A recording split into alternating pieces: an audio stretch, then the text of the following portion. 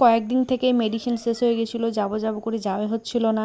আজকে ভেবেছিলাম সকাল থেকে যে আজকে যে করে হোক আমাকে যেতে হবে, কিন্তু সারাদিন এত গরম ছিল আসতে পারিনি। তাই সন্ধ্যাবেলা চলে এসেছি ফার্মেসিতে, আর এখানে লাইন দিয়ে ওষুধটা নিচ্ছিলাম। অনেকক্ষণ দাঁড়িয়ে থাকার পর ফাইনালি ওষুধটা পেয়ে গেলাম। তারপরে একটু এদিকটা আসলাম, মানে শামসি বাইপাসের দিকে। জায়গাটা ভীষণই ভালো লাগে, কিন্তু একা যেহেতু আছে সেজন্য যাওয়া হবে না।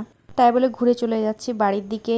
আজকে শামসিতে ভীষণই গরম ছিল, তার জন্য চলে আসলাম এম বাজারে। আর এম বাজারে একটু ঘোরাফেরা করছিলাম, যদিও আমি কেনাকাটা কিন্তু বাধ্য হয়ে কেনাকাটা করতেই হলো। তার জন্য একটা টয়স নিয়ে নিলাম। ভিতরে তো প্রচন্ড আরাম লাগছিল, যেহেতু ঠান্ডা এসি চলছিল।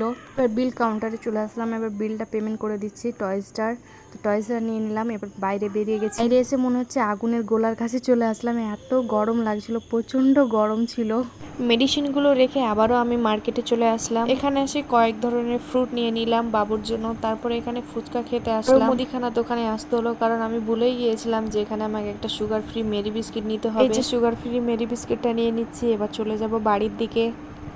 তোটা আমি চাপের মধ্যে থাকি, কি বলবো। তারপরেও কিছু মানুষ এসে বলবে যে আমি নাকি বাজারে বাজারে ঘুরে বেড়াই। আমি আর বাজারে বাজারে ঘুরে বেড়াবো না। কেউ যদি আমার এই কাজগুলো, ছোটো মোটো কাজগুলো করে দিয়ে যেতে পারো, হ্যাঁ, তাহলে কিন্তু আমি বাড়িতেই বসে থাকবো। এই যে এই সবগুলো আমি আজকে শপিং করেছি, এগুলো কিন্তু সব কিছু বাবুর জন্য।